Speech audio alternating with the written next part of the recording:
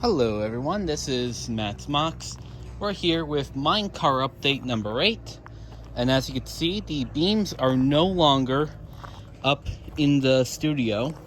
They are now out here on the ground. I'm doing measurements. So, first and foremost, the two beams are not exactly 12 foot. They're 12 foot 6 and 12 foot 7 long. So I have cuts to make on that.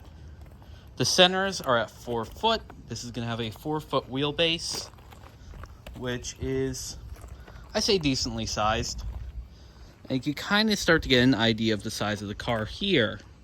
Now, I need to work with James. I need to get aero building opened, get the other wheels and items moved, and I'm going to mark up.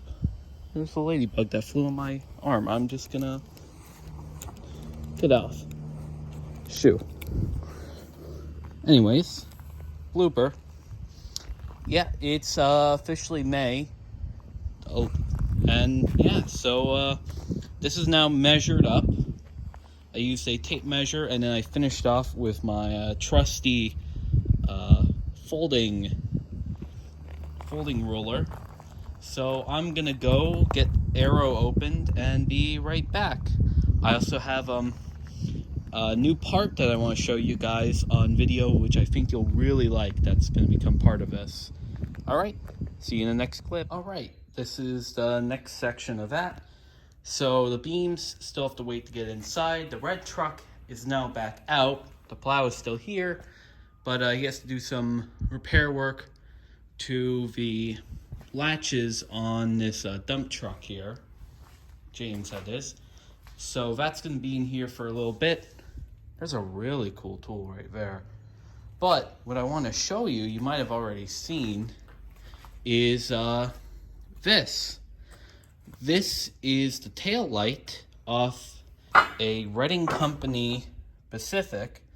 I believe it was number 816. As you can see, the rear Keystone rear light. And, well, I acquired it the other day down in Berks County from a guy who originally ran the Wanamaker Station Museum.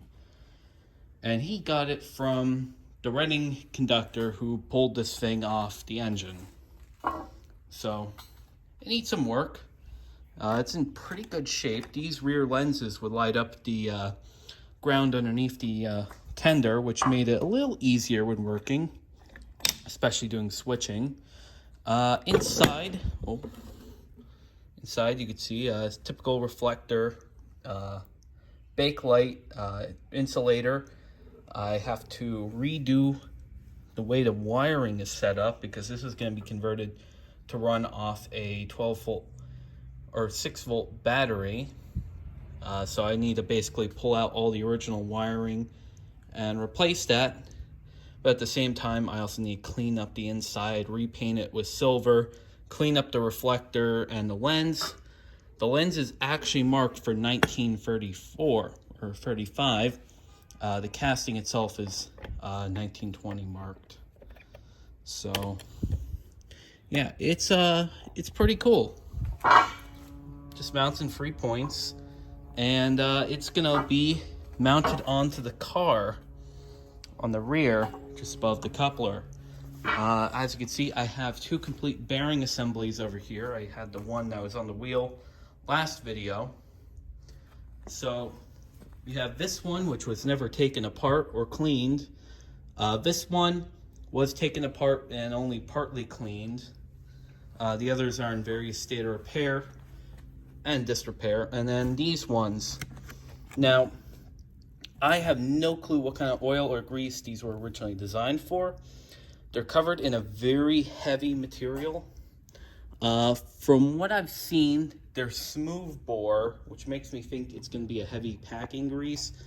But at the same time, there's actually a grease trap in the bottom of these things. So I don't know fully. I'm going to need to speak with Chris Murray and really find out more parts on the anvil. I have to do stuff with the Piranha But one of the next parts I need to focus on, I'm going to be using that piece of steel probably, is I have the material here for the angles that will hold the cross members and also for the cross member tighteners. So as you can see, this threaded piece here, this piece is very long. 2 of these will be going horizontal, or from, you know, the side to side and side to side. And so with that, the bolts will be used to tighten or loosen it. It's just a way to help retain rigidity. And then of course the angles, which you may have seen, I have cut these angles prior for a thing with Wanami. It's that top piece. I need to make a bunch of 6-inch tall ones, which will be 3 holes each. That will hold the cross beams to the body. And then with maybe a bigger angle that's here, would be used to hold the ends to the body. As you know, the main frame has to be cut a bit just to be shortened to the right length. So yeah, we'll get to that eventually. But yeah, so see you in the next part. All right, everyone. So we are at that point where now we have our measurements. So as you can see, I am at about 6 inches roughly for the cross of this, but in reality this tip here is 5. So it's important to know these measurements for when I'm doing the cuts. They are perfectly centered on all of the boxes, which, you know, makes life easier. I have all the boxes except for that one dismantled now. Some of them are very greasy. As you can tell, they are very, very much in need of work. Some of them have, from the service, they've got like brass etched into the steel. I have no clue how to do that. But this one, as you can see, is in really good condition on the inside. There's like no grease. So it has these 3 little hooks. Well, it does have some debris inside.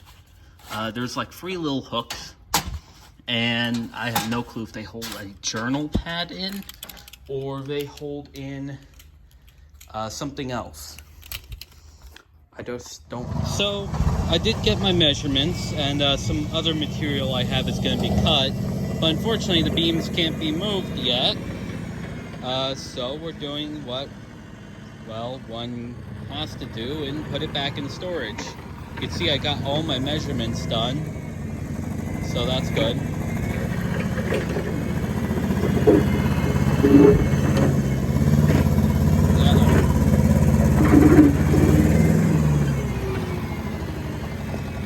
And there goes James.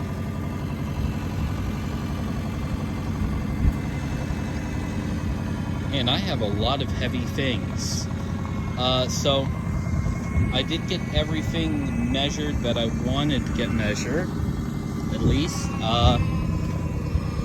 I know what I'm gonna do for some of the beams, but I gotta help them move these in. So like, comment, subscribe, and see you all next time. Goodbye.